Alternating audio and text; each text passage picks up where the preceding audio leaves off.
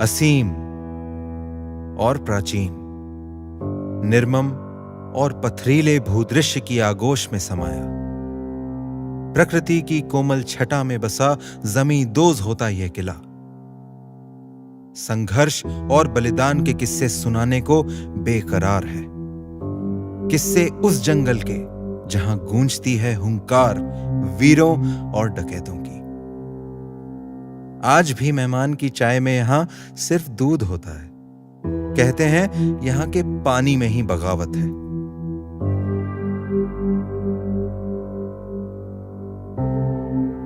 उसी पानी से सींचा हुआ बागी डकैतों को पनाह देने वाला यह जंगल आज जानवरों का स्वर्ग है।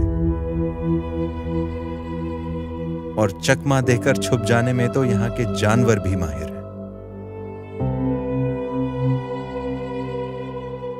यह कहानी है विंध्याचल की शान कूनों की।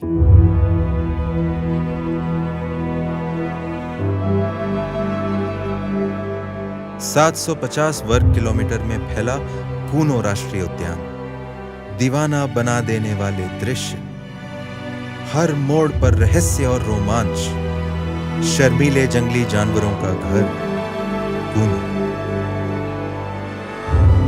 आज कूनो जैसा दिख रहा है, उसके पीछे कई कहानियां हैं। पार्क के टिकटोली गेट में प्रवेश करते ही बब्बर शेर को यहां लाए जाने की बातें शुरू हो जाती हैं। और क्यों ना हो, एक वह समय था जब एशियाटिक लायन तुर्की से लेकर मध्य भारत तक राज करते थे। पर बदलते समय के साथ इंसानों की बस्ती बढ़ती चली गई और बब्बर शेर का साम्राज्य केवल गुजरात के गिर में सिमट कर रह गया। और एक दिन ऐसा आया जब 20 से भी कम शेर गिने जा सके। जूनागढ़ नवाब ने फौरन शिकार पर पाबंदी लगा दी और फिर साल दर साल इनकी आबादी बढ़ने लगी। मगर आज समस्या कुछ और ही है। अब इन्हें सबसे बड़ा खतरा खुद से है। आज जितने भी लायन गिर में हैं, सब उन्हीं 18 से 20 बचे हुए शेरों के वंशज हैं। इससे कई तरह की जेनेटिक बीमारी होने का खतरा है। एक ही जंगल में 500 से ज्यादा लायन, किसी महामारी के फैलने पर इन्हें सुरक्षित रखना लगभग नामुमकिन होगा। भाई बब्बर शेर है, ये नहीं मानते आपके सोशल डिस्टेंसिंग को।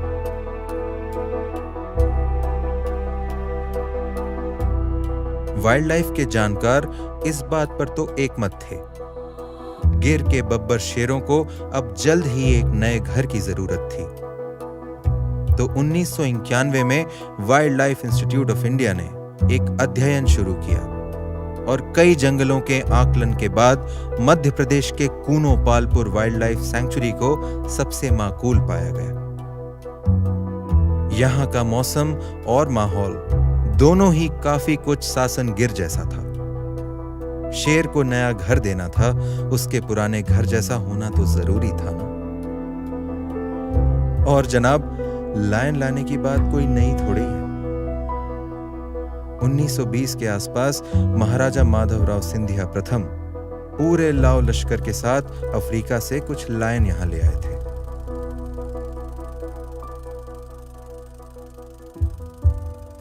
और उन्हें डोप कुंड में बनी इन शानदार कोठरियों में रखा।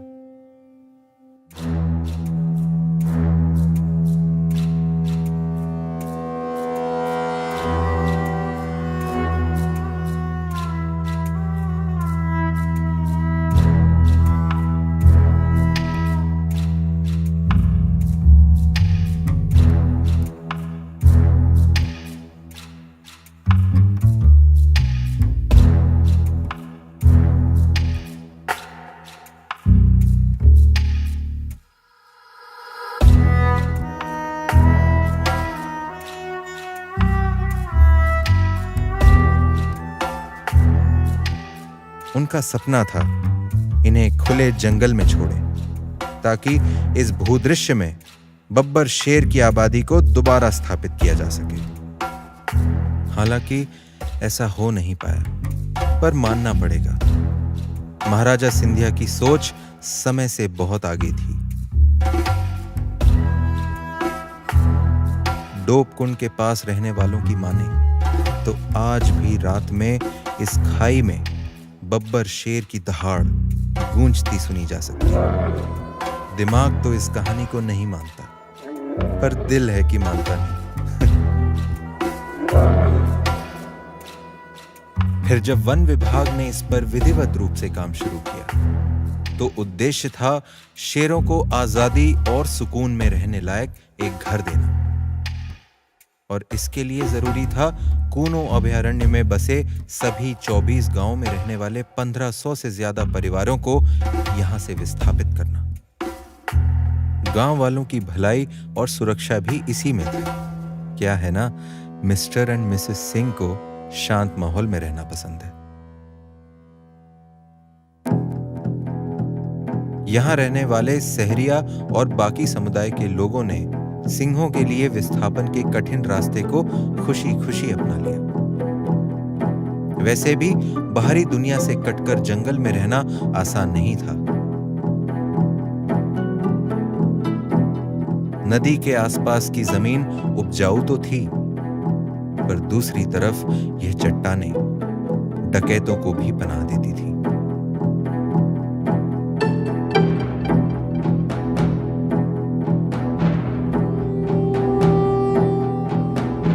कई खौफनाक किस्से हैं जब अपनी बहू बेटियों की लाज बचाने के लिए रातों रात गांव खाली कर दिए गए।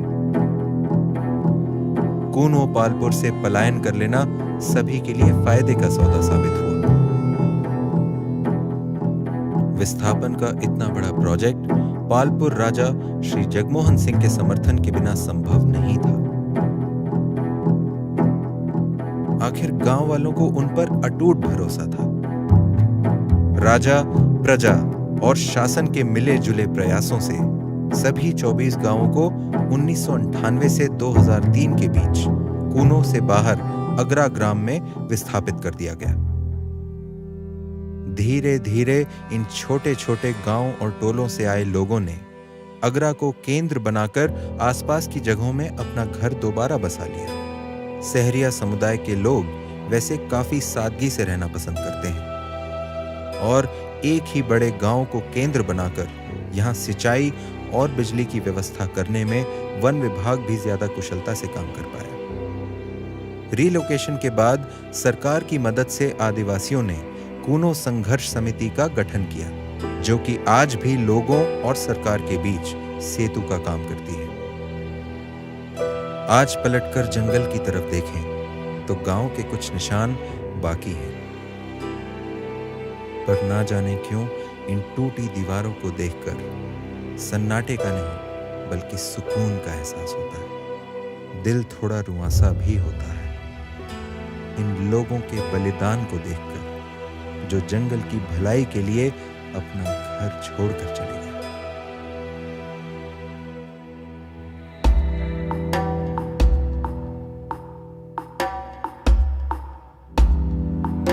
और भी बहुत कुछ है जो पीछे छूट गया और इतिहास का हिस्सा बन गया।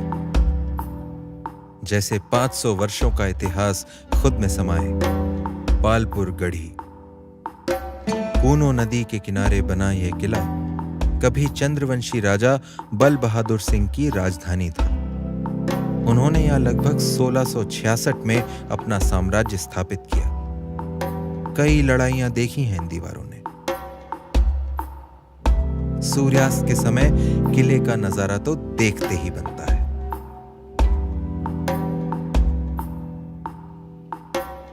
आमेट का किला तो अब लगभग पूरा ही जंगल की आगोश में आ गया है। भव्य और विस्मयकारी मैटोनी किले को देखकर तो समझ ही नहीं आता जंगल ज्यादा पुराना है या किला।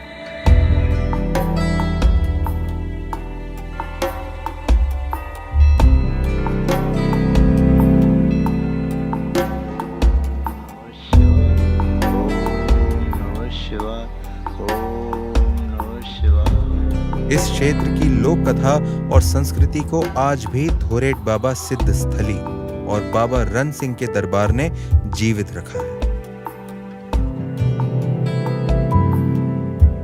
ये आंखें अपने नए शासक का इंतजार करते करते अब बहुत बूढ़ी हो गई हैं। सालों पहले जब बागी डकैतों का इन गांवों पर अचानक हमला करके लूट लेना आम बात थी, तब यहाँ के निवासियों ने दूर दूर तक नजर रखने के लिए ऐसे मोर्चे बनाए थे।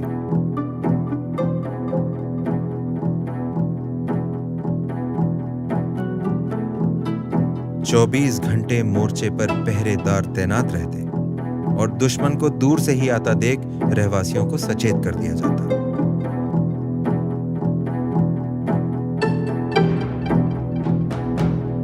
जंगल में पहरेदारी के लिए वॉच टावर बनाने की तरकीब शायद यहीं से आई।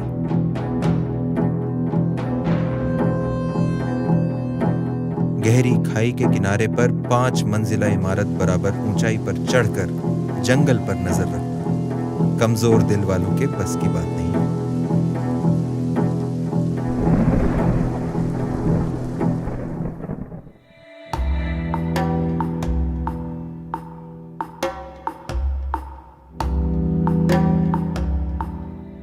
जंगली जानवरों को सुरक्षा देना तो एक बात है, पर उन्हें यह अपना घर लगे, इसके लिए खाने और पीने की व्यवस्था उतनी ही जरूरी है। दुरैंडी की नर्सरी वही काम करती है, जहां शाकाहारी जानवरों के लिए आवश्यक विभिन्न प्रकार की घास प्रजातियों के रोपे तैयार किए जाते हैं। कूनों के जंगल में कूनो नदी ही जीवन का आधार है। बाकी के ज्यादातर नाले गर्मियां आते आते सूखने लगते हैं और नदी से थोड़ी ही दूरी पर पानी की कमी हो जाती है। इस समस्या का हल दिया कैर खोह ने। पूरे साल जमीन से निकलने वाली पानी की इस मोटी धार को केवल ग्रेविटी की मदद से 12 किलोमीटर लंबी पाइपलाइन के जरिए रास्ते में बने अलग अलग तालाबों तक पहुंचाया जा रहा है।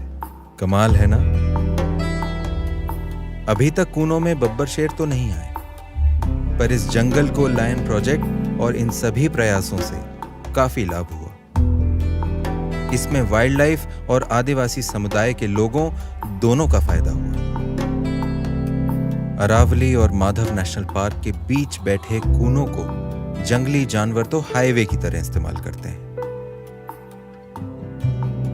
राजस्थान के रणथंभौर और मुकुंदरा हिल्स टाइगर रिजर्व के बाशिंदे भी खुद ही यहां आते जाते रहते हैं। करधई और खैर के इस जंगल में आते ही हर तरफ जंगली जानवर दिखते हैं।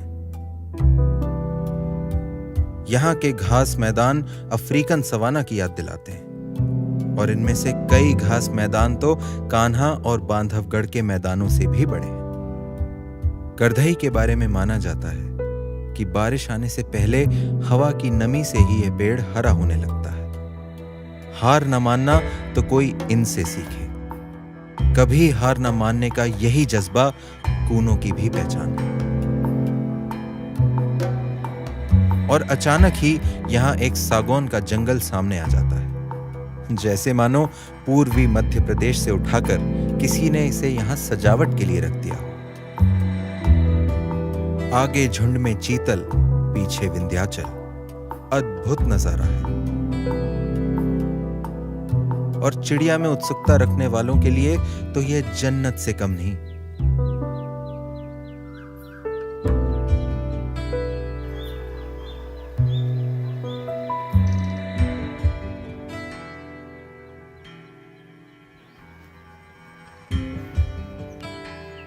जरा दोस्ताना किस्म की है यहाँ की ड्रोंगो भी।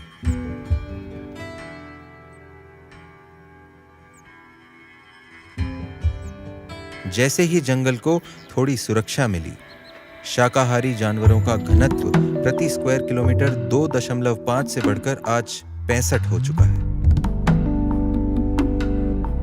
विश्वास नहीं होता कभी कभी मानव का कुछ ना करना भी जंगल के लिए क्या कुछ कर जाता है। शुरुआती दौर में 350 वर्ग किलोमीटर में फैला कूनों का जंगल एक पत्ते के आकार का था और कूनो नदी इसकी रीढ़ की हड्डी, जो इसे जीवन दान भी देती थी। तब इसका दर्जा अभयारण्य का था, किंतु 2018 में इसका क्षेत्रफल 400 वर्ग किलोमीटर बढ़ाकर राष्ट्रीय उद्यान का दर्जा दे दिया गया, जो कि एशियाटिक लायंस का घर बनाने के लिए जरूरी था। कूनो राष्ट्रीय उद्यान में टाइगर, लेपर्ड, बब्बर शेर एवं चीता, चारों बड़ी बिल्ली की प्रजातियां साथ रह सकती हैं, और ऐसा ऐतिहासिक तौर पर इस क्षेत्र में पहले रहा भी है। वह दौर अब गुजर गया जब पालपुर किले से यहां का शासन चला करता था।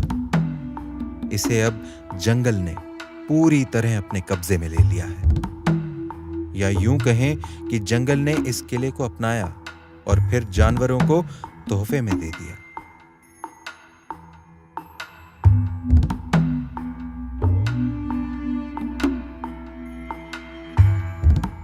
सोने सी चमकती धूप में यहां दिन भर लंगूर खेलते कूदते दिख जाते हैं, पर धूप और छांव का बड़ा गहरा रिश्ता है, और जैसे ही सूरज ढलता है यहां का राजकुमार सिंहासन की ओर बढ़ता है, पर वह जानता है कि वह केवल इस सल्तनत का रखवाला है।